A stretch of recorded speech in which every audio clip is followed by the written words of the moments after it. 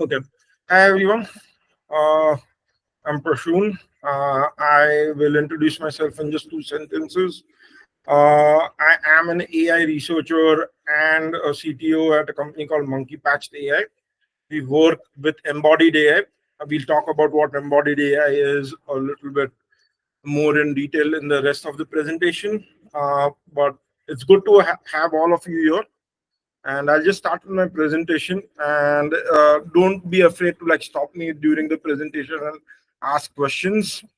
The presentation takes around 30 minutes to do, and then 30 minutes I'll be answering questions about the presentation. So I will just start sharing my screen first. Just give me 1 second.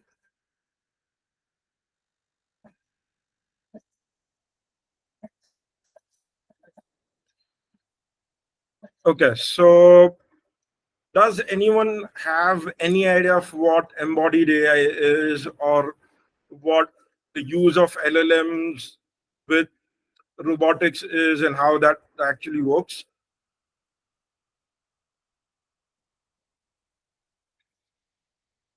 Okay, I'm guessing I'm not getting any answer, so I'm guessing the answer is no. So I'll start there. Okay. Uh, so embodied AI is basically integrating intelligence with physical interaction, right? So it's like bringing uh, a more practical use case for LLM outside of the domain of say of enterprise applications by applying uh, LLMs to IoT and IIoT that realm, right? So, what are the three main constructs of embodied AI? First is bringing together humans, robots, and the surrounding environment with each other. So, what we've built is basically a platform that allows for this interaction to actually happen, right? And that is what embodied AI does. There are already a lot of examples of use of LLMs with robotics. Uh, like say, for example, Tesla has a robot called Optimus. Especially, this is especially being explored with like say humanoid robots, and say Tesla has Optimus, Boston Dynamics has Atlas. There is a new company called Figure, which is getting a lot of buzz. Digit is another. So all of these make humanoid robots, and as of right now, they are used mainly in the manufacturing industry, on the manufacturing line, and in warehousing. Right. So Digit, for example, Amazon bought Agility robots, and these robots actually now work in Amazon warehouses alongside people helping move boxes or whatever. Right. So that is what embodied AI is. What are the key challenges in embodied AI? First is visual audiometry, right? So, for visual audiometry means using cameras, lidars, and other sensors to provide an estimate of a distance of objects, right? Then second is global localization, so being able to tell where the robot is within a particular environment. Visual navigation, so just visually looking at things and being able to navigate using only vision. Third, the fourth, and which is actually one of the applications that we'll talk about a lot, is grounded language learning, right? So basically giving instructions to robots in natural language, either via speech or via prompts. An example of that would be like, okay, I can tell the robot to go from point A to point B and then do some task.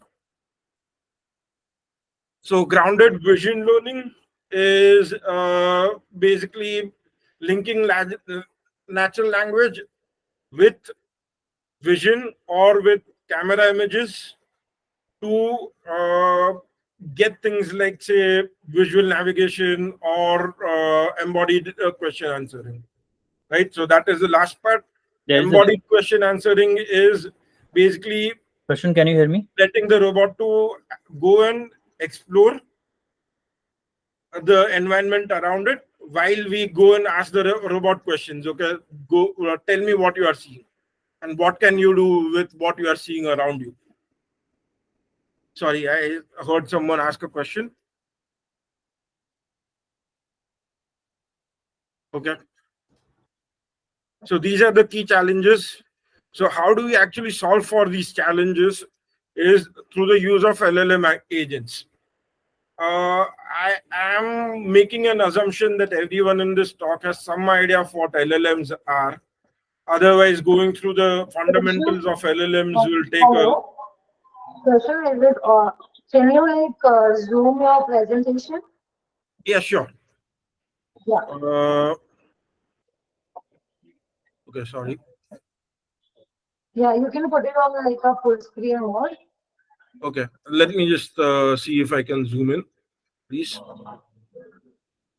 I think. Wait, can you see it? I guess can you maybe?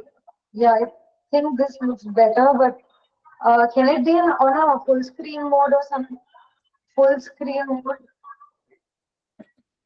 Okay, so let me do one more thing. We can probably do it this way also. Okay, so now is this better? Full screen is better.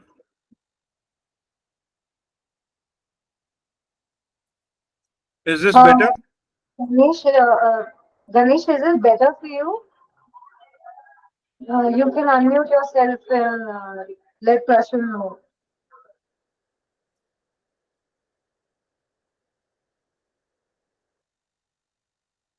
Or I can try something else, like if this is not good.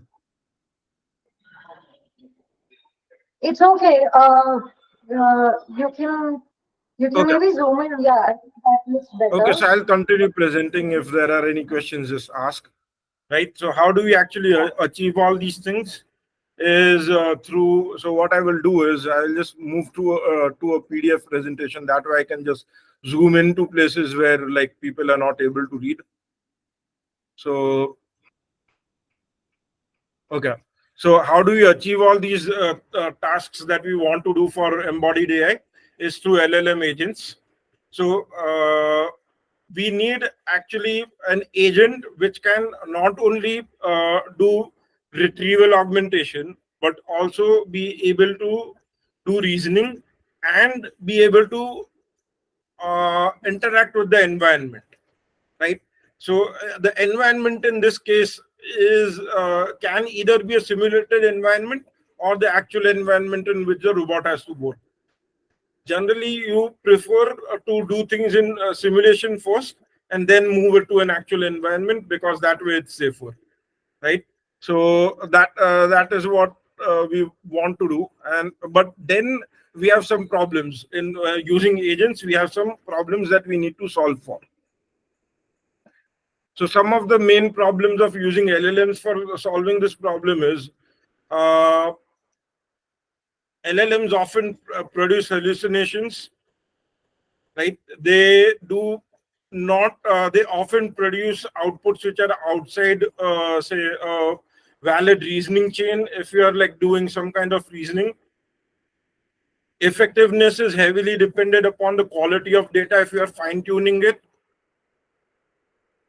prompt engineering in most cases gives only around 70 to 80% accuracy of the task that you want to actually achieve, right? So as a result, like prompt engineering alone is not good enough for like embodied AI. Despite the advanced capabilities of LLM, right, they still have problems with reliability. They still have problems with understanding context, understanding language, and being able to like train and deploy these models is like generally very costly, right? So all of these problems are there with LLMs, as a result of which trying to use LLMs for something that is deterministic, because LLMs are generally probabilistic models, right? So trying to use them for something that is deterministic is difficult to do, right? So this is the major problem that we need to solve for when working with embodied AI and embodied agents. So in order to solve for this problem, what we decided to do is build our own model. In building our own model, we get a few benefits. First is we get some data protection benefits, right? So if the robot has to be integrated with, say, some enterprise application, that is a possibility to do because now you have better data protection. Uh, Other thing is like you have, I won't say completely removes hallucinations, but the amount of hallucination that you have is lesser because it is trained only on your data, right? There is no pre-training on the model, no like outside knowledge that is there. So your enterprise data does not get corrupted, or the actions that the agent wants to take will not get corrupted. There will be like very few hallucinations, if any. Okay, and there are of course performance benefits, generic cost benefits, and like owning the model gives you like ability to tune the model also, like so being able to change the hyperparameters and everything, which say if you use any other open source model or a closed source model also, right, you are not able to do. So all these benefits you get out of building your own model. But so what we have done is we have taken a particular use case, and we'll talk through the to that use case to in order to explain how navigation of a robot using embodied AI can happen, right? And how all of these different problems are solved using LLMs. Okay, so as an example, what we have done is we've started with next frame prediction as a basis for navigation, right? So basically, when we are talking about navigating through an environment, what we are actually talking about is a series of images, right? Where each image has to have some goal or action embedded into it, or description of the image embedded into it. So I've given an example here showing that how an LLM agent travels, like basically uses how a robot uses an LLM to uh, navigate through an environment, right? So you have these series of images as the robot is moving ahead, right? For each image that you are seeing, you are trying to predict the next image that is there. What you want to do is want to have a collection of images, and you want to have a sample of you want to take a random sample from that image, and then see if this randomly sampled image matches with the prediction that is going to be produced by the LLM. So this way you can do next frame prediction, and for each next frame you can check whether the goal is in that whether the goal that you want to achieve, that is like, okay, this say I want to be in position XY on my on in my warehouse or in my environment, right? Have I achieved that goal or not? So this is what this image shows, and like basically in this image what we are looking for is for this table. We are starting at frame 1, then going step by step through all the frames until we reach the frame that we want to be at, and see the things that we want to see, and then we can start taking some action on it, right? So that is at a high level what we want to do. So again, past so in order to predict the next frame, you need to know the previous frames, the current frame, and then use the neural network to predict the next frame. Okay, so any questions till now? Okay. So next is, this is the high level model description of how we are going to achieve this proposed neural network. First, I talked about what, right? So how are we going to achieve this? Is let me again make this bigger. Okay, so say your series of images like this. Each of these images need to be associated with some description of the image and some action that can be taken on the image if a goal is reached at that image, right? So for example, if I have an image that has say an apple and a bottle on it, and I want the robot to go and pick the bottle up, right? That is embedded as text together with the image. So this is what this image basically shows. This is the base image, and this is the description of the image or the action that can be associated with the image. The way in which we instruct the robot is like go to shelf and pick some juice box or a bottle or whatever, right? So this is high level what we want to do there. Now, we talked about LLM agents, and we talked about how agents need to interact with the environment in order for the robot to be able to work, right? So the next part is how we bridge the gap between the LLM and the environment, right? For bridging the gap between the LLM and the environment and determining the actual trajectory, we are using reinforcement learning. So traditionally, reinforcement learning is used in robotics a lot.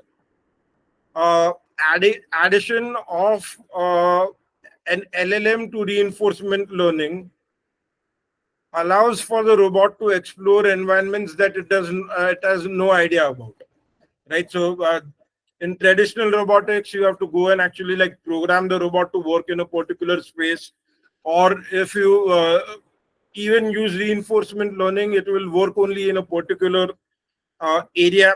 For example, you have heard of robotic vacuum cleaners. So these are which are called like, I think the brand is called Roomba or something like that, right? But if you put them on the floor, it will go and like explore your floor, learn everything about the room that you are in, and next day onwards it will start cleaning on its own, right? So but it will Question. work only in that particular one room, right? If I take that robot from one room and put it in another room, it will not work. It will again need to explore that environment. If you use LLMs with it, that problem goes away also. Sorry, Rashmi, there's a question on the chat. Mhm. There's a question on the chat. The question is, what is the complete architecture of the solution? Can you share the architecture of the solution you were Yeah, discussing? we'll go. I'll show you the entire architecture end to end. Okay, I'm just first giving you what the background is, right? Then Sure. next time we're going to talk about the architecture only actually. Go. Okay, so Sure. next. Okay, so next is this. Sorry, I kind of forgot to open that page. But so this is my architecture diagram for the uh, okay documents. Yeah.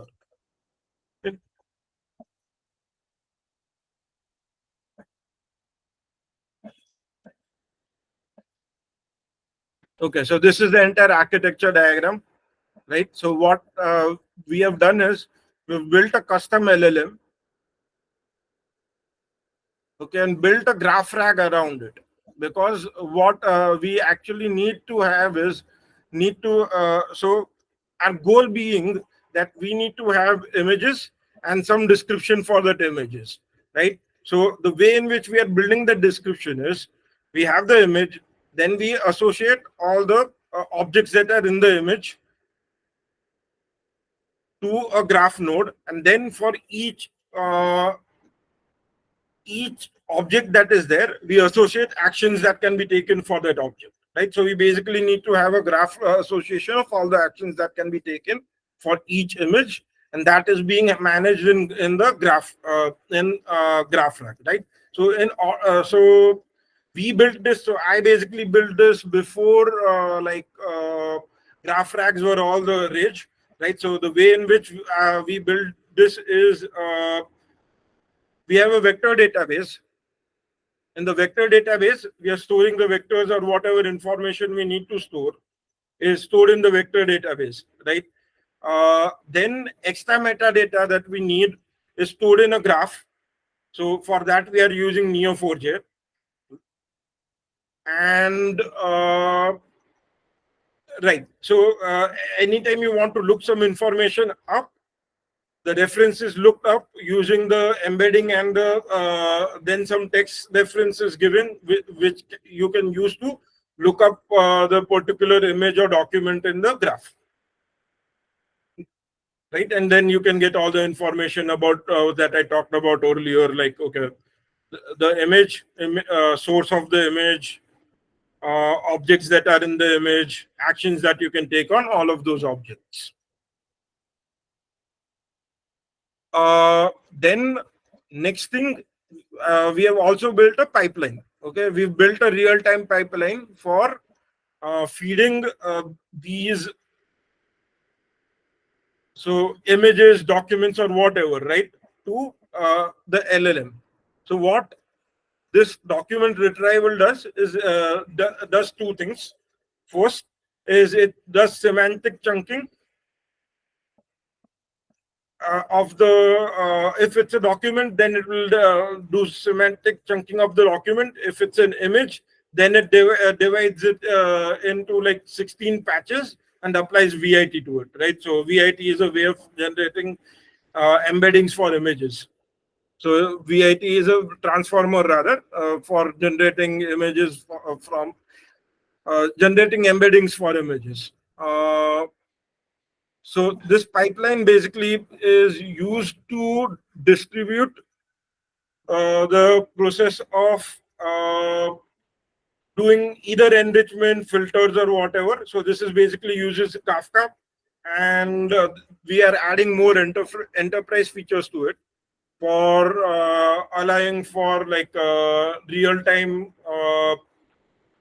analytics, and like say if you want to do real-time transformation, like add things, subtract things, or whatever things that LLM cannot do before feeding it into the LLM, right? That is also a possibility. There's a question by Vaibhav. Vaibhav, you can go ahead. Sorry. Yeah, I had a question. So, what was the model that WIT was used? Was it CLIP? So we are going to be using CLIP. Right now, we are not using CLIP. We just are using VIT, right, Okay. for images. Okay. And there is one more question. So, what does the graph hold? So the graph basically stores information about what is in the image. Okay. So it will be similar to objects in the image, or a It's textual basically same description. as a rag, right? So if you Yeah. know what a rag is, it's same as a rag. Only the information is now stored in nodes in the graph, so Yeah. that associations between different objects can be maintained within the graph. Mm-hmm. And Right? so you encode the image, you get a vector, right? You Right. store it in the node, and you also have a textual description of the image, right? That is what I'm understanding. Exactly. So a description of the image, say what objects are in the image, what actions can be taken on the objects, right? Okay. All that is stored in the image, is So stored in the graph yeah, database. so the objects are detected by a object detection model, or does there is another model that does that? So you can use any object detection model for that. Okay. Right? If you want to use an LLM model, you can use that also. If you want CNN, you can use CNN also. Okay. So there is one more question. What does the vector store do here? Does it take the input query, and what does Right. it do? So I will explain the entire flow. Okay. So the vector is the vector database basically stores embeddings, right? So Yeah. think of a vector as a array of floating point numbers, Mm-hmm. right? these floating point numbers are basically your input to your LLM. Yeah. Okay. These floating point numbers represent the image or the text that is to be fed to the LLM. Mm. Okay, so that some prediction can happen on it. Yeah. Okay, so what the vector database is doing is saving so taking an image, creating a corresponding floating point number array, right, and storing it in the vector database. Now, every time you want to basically retrieve the n image, right, you will generate the same floating point array, Yeah. and then look for similarity. Yeah. Right? What are I similar get. images that I Yeah. have? I get that point, but I was asking what is the role of the vector database in the architecture, right? I was Okay. asking. In this architecture, the role of the vector database is to act as a lookup table. Okay, it is a lookup table. All right. So from the vector, you will look up the base image name, and then you will go and look in the graph for the URL of the image and all the other information. Okay. Okay. Yeah, makes sense. Right? Sorry. Right. So that is what happens there. And yeah, so other things that we have added is we have wrapped everything in as an API. I'll show you the entire the code and everything. I'll show what that is. I think we are at 14:30, so okay, we are halfway through. And then other things that we are planning to add and we haven't added yet is adding guardrails, right? So that, like, say, NSFW words cannot be pushed through, or like there is something called as prompt injection now, right? So you cannot do prompt injection and everything for that. So prompt injection basically means, like, I will try to manipulate my prompt in such a way that my LLM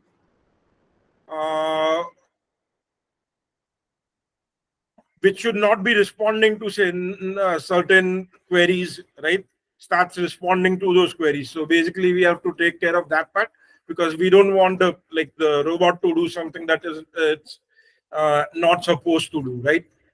So for example, right, that robot is being used, say, for example, in a nuclear facility, right? Then I don't want it to go and go inside some rooms or whatever, and so I need to have some kind of a guardrail to allow that to happen. In order to so that is the guardrail part. And one last part that we have added is we have also added a vector cache, right? So we have added so this is a Redis cache only, but it stores vectors in it. So what that basically does is if the LLM has not seen some data, right, before, then it will go and actually do its own thing, right? But if it has seen the data, it will get cached in the Redis cache, and then the response will be returned directly from cache, right? So you don't have to go through the generation process in the LLM, which generally costs you money and takes time to do, right? So you're both saving both money and time there. So this is the high level architecture. At the output of all this, you will have some completion that will be coming out of the LLM, right? And this will be the action that the agent is supposed to take, to which the robot is going to actually respond, either through its internal control systems or through calling external APIs, right? So this is the high level architecture of what we need to build. And so I will just go back to the presentation right here. Sorry, I'm just looking for the PDF again. Yeah. Okay. So what have we built till now, right? What have we actually built? So at Monkey Mind, we have already built two parts of this solution, three different parts of the solution actually. We are not going to be working on hardware. We are only working on software, connectivity, and security solutions. So for connectivity, we have built hardware where you can connect wireless sensors directly to an edge server, and then interact with your sensor data or images on the edge server itself, so that you don't need to make a complete round trip to the cloud, right? And on the software side, of course, I talked about LLMs, but we have also like built sensor data aggregation and simulation solutions, right? So this is what we are building. So I already talked about building the architecture of the GraphRag already, right? Other thing that I spoke about earlier and that we have built is a custom LLM built from scratch. We did this. I explained why we did this, and the advantage that we get out of this is we are saving money, time, and we are saving a lot of like we are basically making our robot more performant, because if information is not there, it doesn't assume, it just goes and says, hey, I don't know what to do, right? Because if you use any other pre-trained model, that is a problem that you'll run into, as in like the robot will start assuming, right? Because it has some pre-trained information in there. It will just decide like, okay, maybe I'm supposed to do this, which might not be the right decision to take. I was going to explain like all this at this point, like how the graph architecture and everything works at this point, but like I've already like explained this already. So the LLM that we have built provides the entire LLM lifecycle, right from downloading data sets to pre-processing the data set, and the architecture that we built also helps in this. Initializing the model, loading weights, training the model, fine-tuning it. So pre-training the model, fine-tuning it, evaluating and getting evaluations out of it. All of this is like already built into the LLM.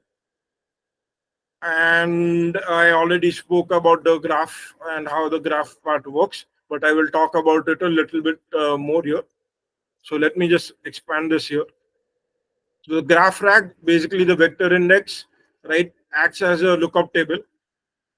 The embeddings are coming from the agent application. So it can be LangChain or whatever. I've built it from scratch. So you can build your own, or LangChain already has all of these features. Then pass it through the LLM, no, pass it through the embedding model, and save the embeddings in vector index, and then look up extra information from the knowledge graph as and when you need it, right? So that is the graph. Now we are open sourcing a library which lets you do all of these things.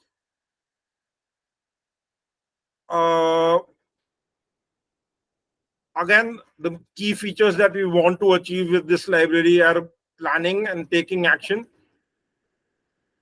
through LLM agents.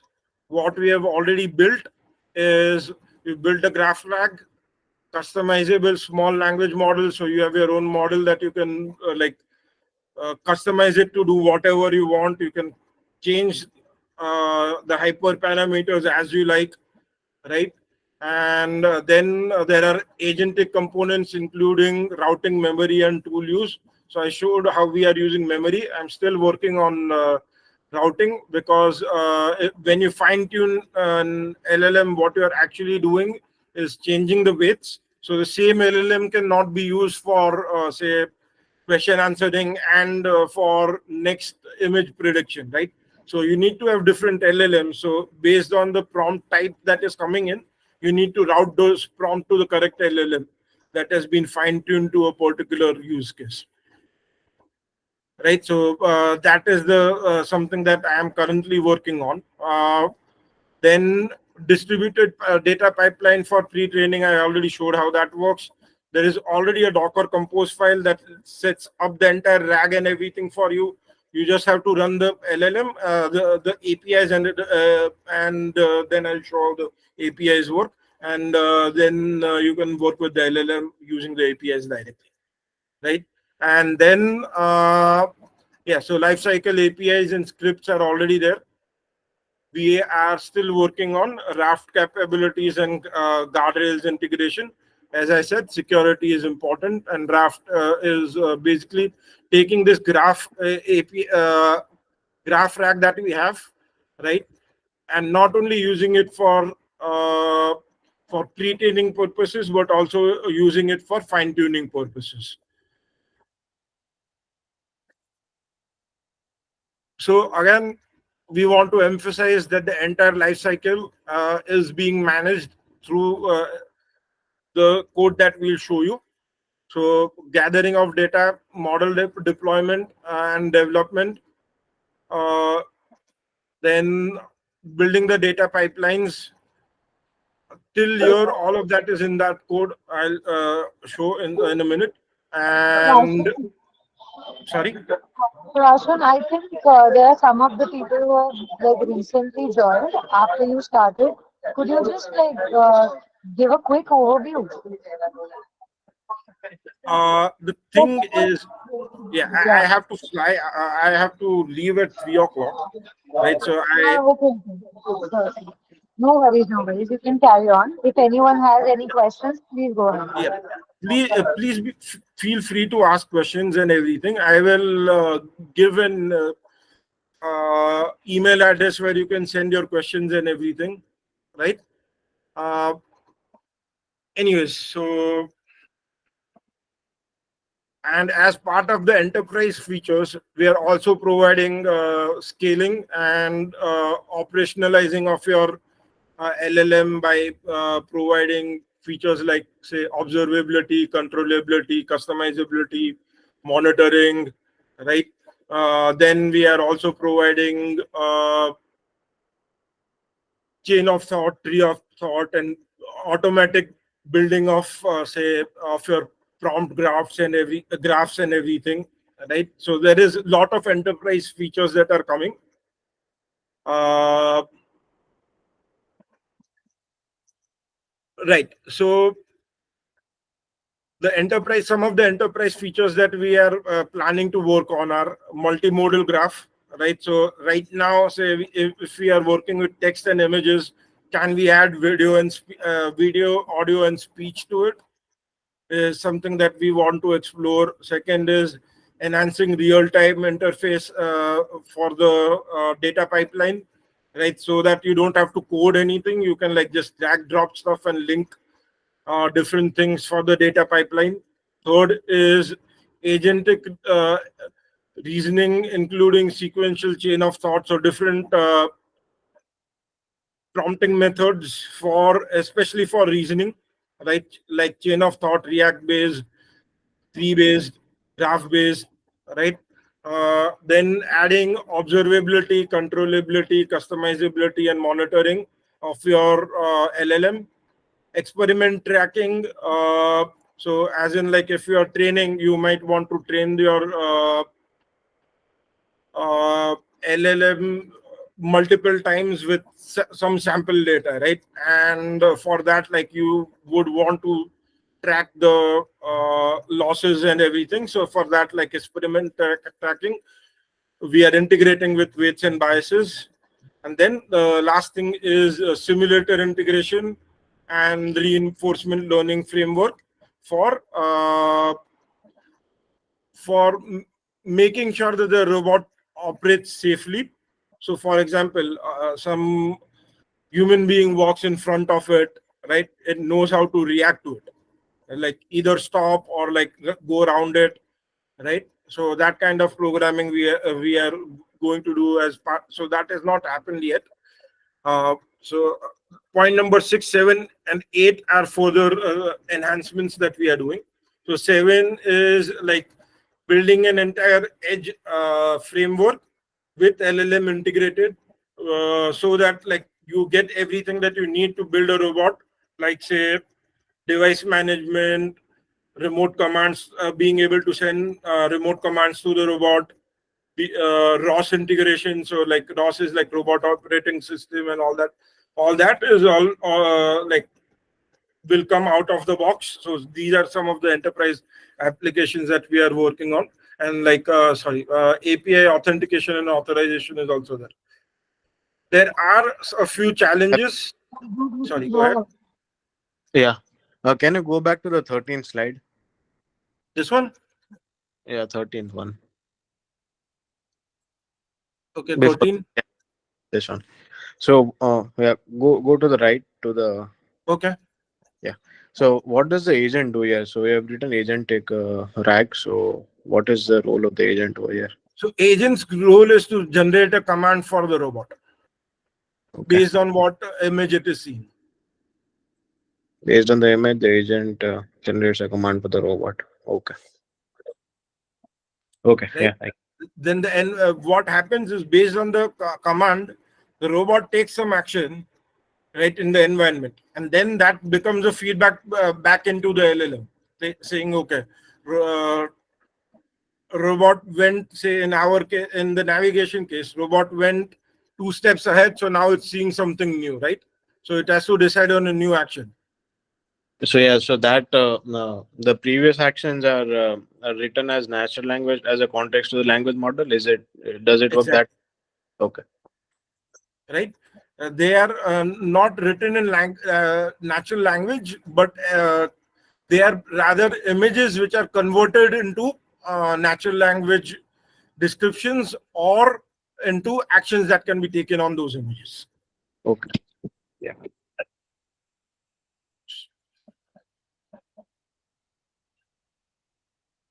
Right? So our research still continues. So there are some problems that we still need, bigger problems that we need to solve for, right? As in, how do we basically solve for, say, limited processing power, right? So now we have customizable LLM, so we don't need like really big lot of processing power. I can actually I'll show you that I have actually trained my LLM on my PC, right? Using only CPU.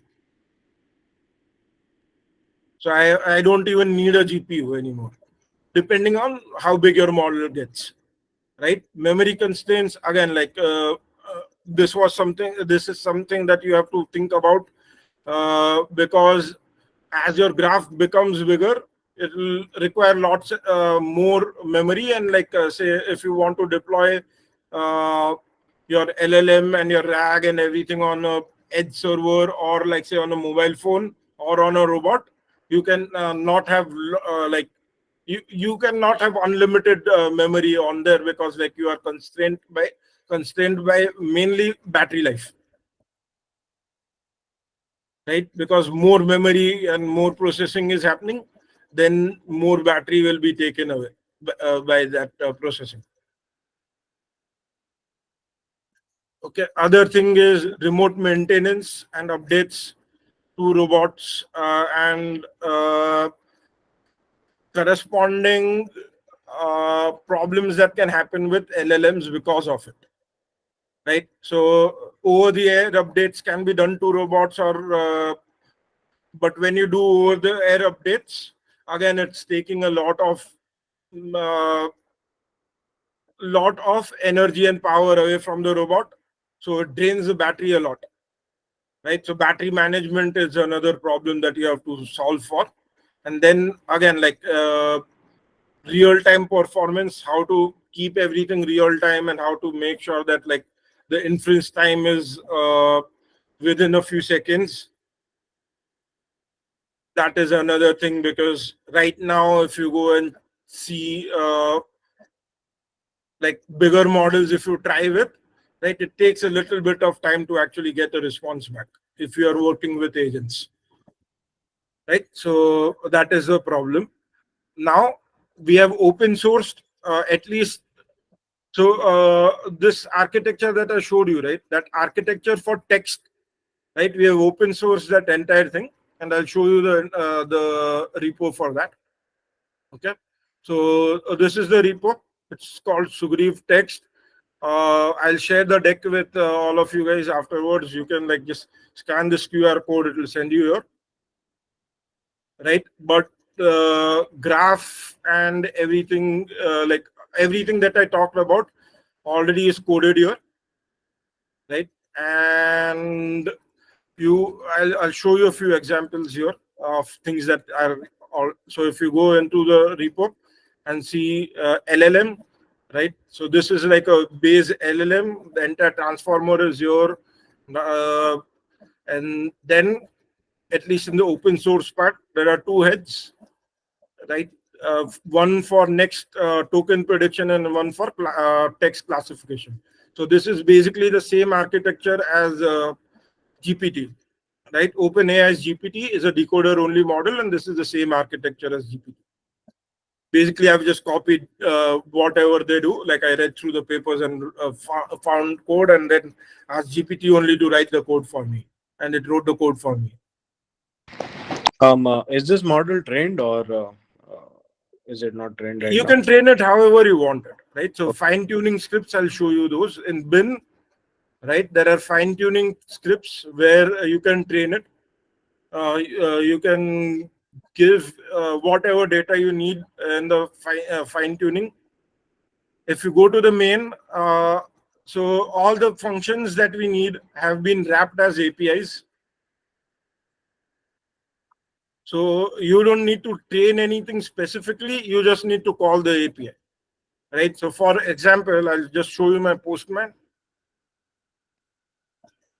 Only thing is, so this is basically the code that we are using on the closed source side too, right? Only thing extra there is it's using images, while this supports only text, right? So see, you can upload files. Then you can, when you say index the file, what happens is your, so in this case, if it's a PDF or a text or whatever, that PDF is then chunked using semantic chunking. Each chunk is then associated with the document node, right? So, and the entire graph around that node is getting populated, right? So you get more metadata and everything you can go and see in the code. But all that metadata gets populated, and then when you go and call feed, right? This data is then pulled. So all the chunks associated with the document are then pulled, and then the embeddings are created, and then pre-training happens into the LLM, right? So all you need to do for pre-training to happen is call these two endpoints, and pre-training will happen. And if you call this endpoint here, this is for fine-tuning, creating the fine-tuning data set, right? And once you create the fine-tuning data set, you can call. So there are some three scripts here: one for creating the fine-tuning data set, one for fine-tuning the model, right? So basically doing the training and calculating the loss and everything. Yeah. What was the model pre-trained on? I mean, was it action that the robot Yeah, so you can pre-train it on whatever document you want to use. Okay, so right now I have, like, say, uploaded a text file for injection molding, for example. Okay. Okay, so it depends on whatever you want to do. You have complete freedom, Okay. And right? what You have were no the constraints whatsoever. what are the guardrails that are used? What is it, an external service, or is it something that your team So has built? right now there is no guardrail integration. That is the next part that I was going to talk about. Yeah. Right. That I'm looking for committers for this project too. Mm-hmm. Okay. Things like adding the guardrail, for example. Right. Other thing is, right now, when I'm creating the graph, so see, these are my graph nodes and everything. I want to convert these into API endpoints. Okay. Right. So if you go and check here, see how it is divided is like, see, first you have your topic. So it's telling, okay, manufacturing, subject. So you can, like, add whatever data you want here, right? You can upload any document, no restrictions whatsoever. And you can make the model as big, as small as you want.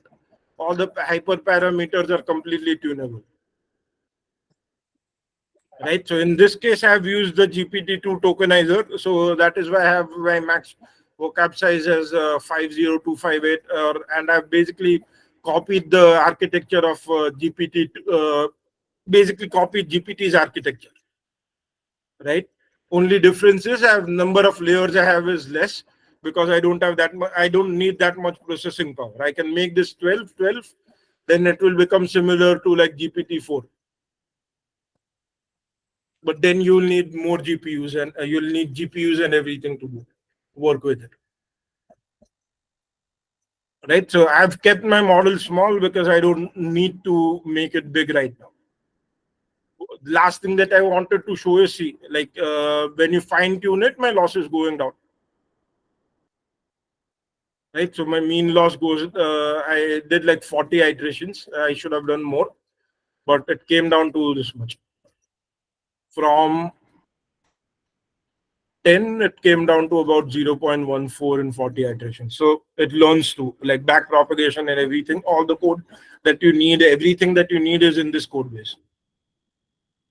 To basically build your own model, train your own model, pre-train it, and then like load your own documents in there. That also for loading documents, and also you don't need to do anything. Just call endpoints and everything just happens. Right, and also deployment of all the other extra infrastructure that you need. The entire RAG and everything is also there. Like all you need to do is run Docker Compose, and all the extra infrastructure outside of the LLM or the basically the API layer. All the infrastructure stuff you get it out of the box. So basically, you get almost everything out of the box.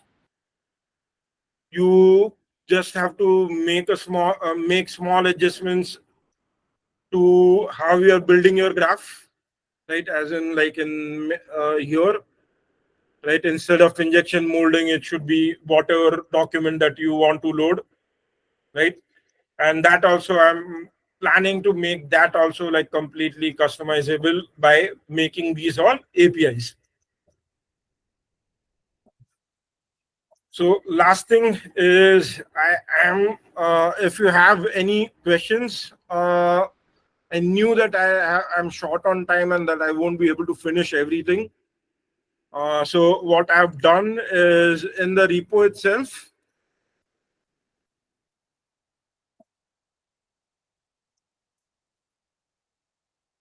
my email. So for my open source projects, I use this email. Roshan, Okay, why so don't you share your email in the chat so that if anyone wants to reach out to you, they can. sure. Okay, I'll share it directly in the chat. Wait, I don't know where the chat is.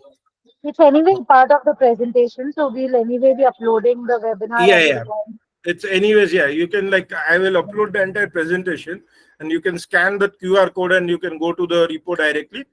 And then in the repo you can you have the email address to contact me if you have questions.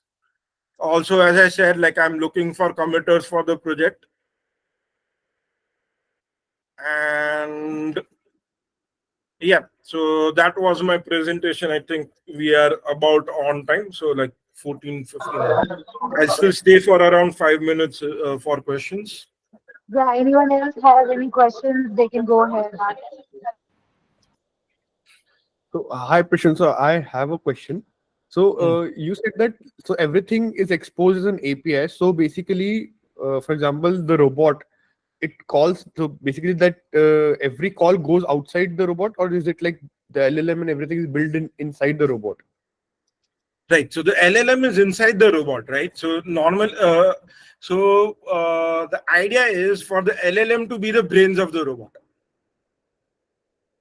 Okay, and because you have made it a small model, that's why you are able to fit inside the this small machinery also. Exactly. So if it Got was like a pre-trained robot, right? I mean, sorry, pre-trained model, then it would have been like very big and expensive to maintain.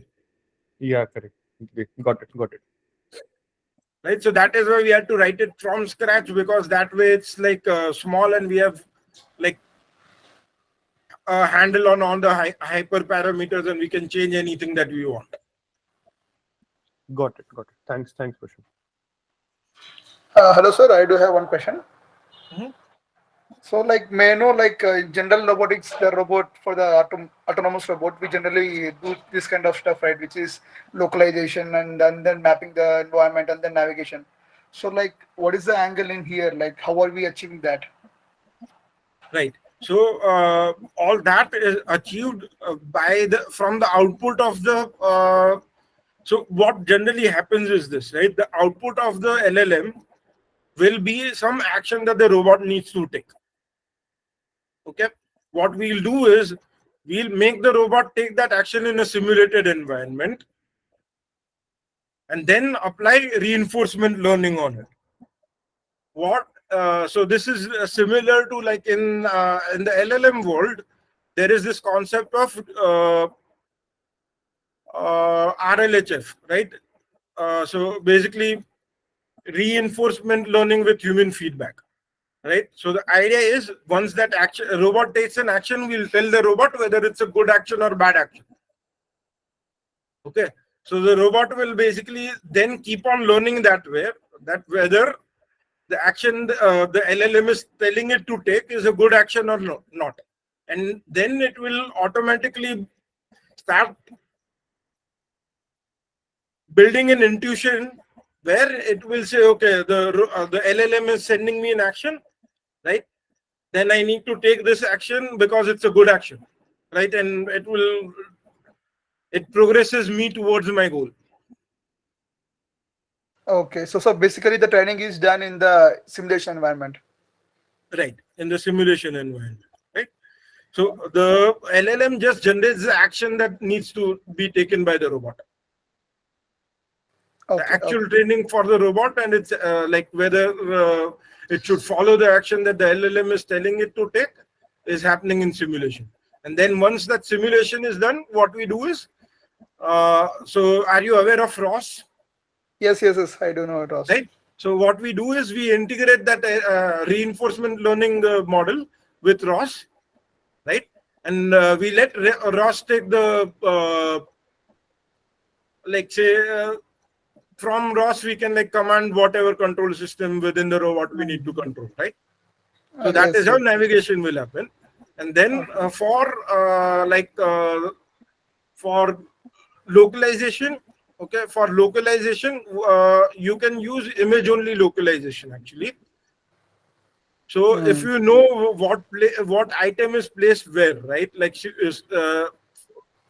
then it's easy enough to just look at a particular item or some marker within the warehouse or some within the environment and just say, okay, this is the place at which I am at, right? But if that information is not available, right, then odometry information can also be used. Right? If that information is not available, then you can use LiDAR. Right? So there are lots of other options, right? But basically the LLM acts as the brain of the robot. Is what you need to understand. Okay.